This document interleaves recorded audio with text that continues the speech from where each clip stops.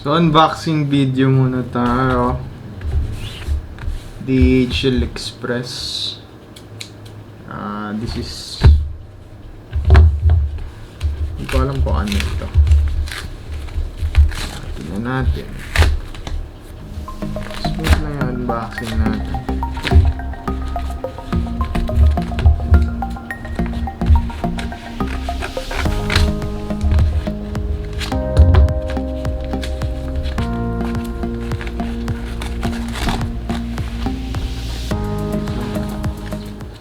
So, ito na yung crypto card. Crypto card.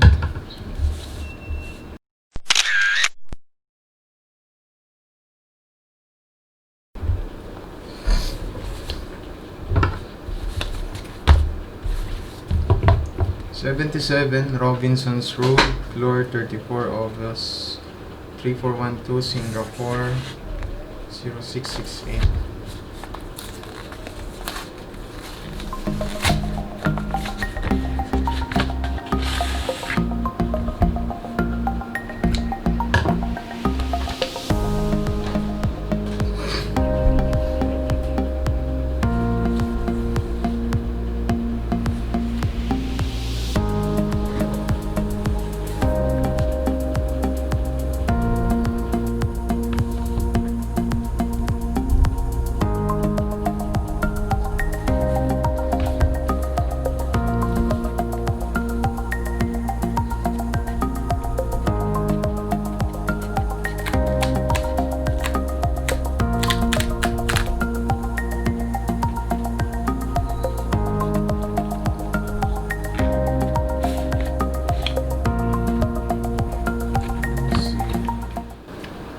Ganda ng cover niya.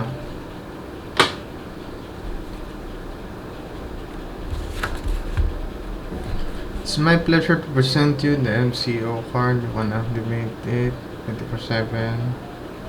Chris Marzelli, co-founder, CEO. Thank you for applying. May discount card.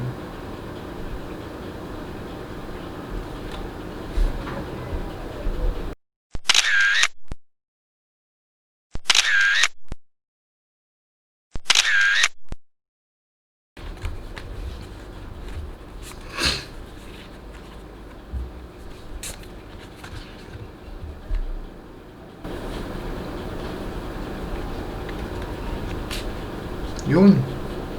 Wow. Shit.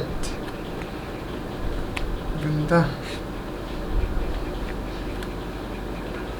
The fuck is this? You know?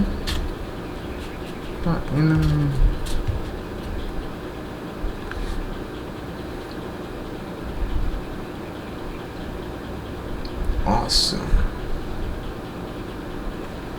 Bigat. Ito, EMB chip. Grabe ang bigat. Parang bakal. Original siya na bakal yun. Doble siya na dinikit. Awesome. Ano bang papel ito? Cover niya, ang ganda eh.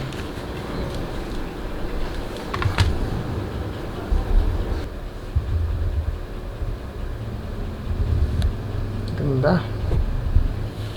Amazing. Yung bigat.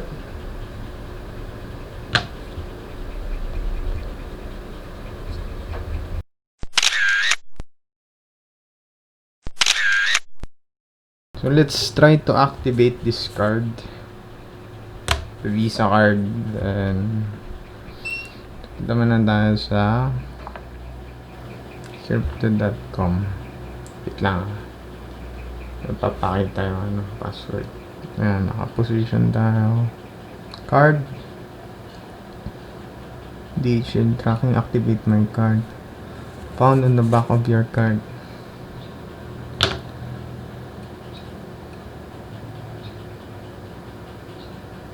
Congrats. Nakabasa. Your card is activated. Tap anywhere. Set up your PIN from ATM withdrawals purchase. So, ito yung card niya. Magsaset up na tayo ng PIN. Focus mo nga.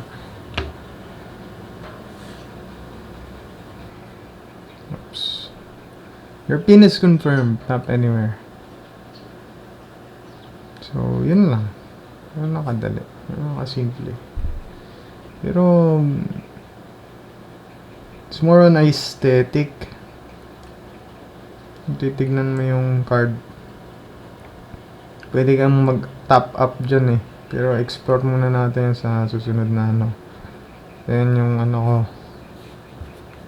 Ruby Platinum. Base ng currency niya, Singaporean. Full card details. So, ito yung mga advantage na. Privilege.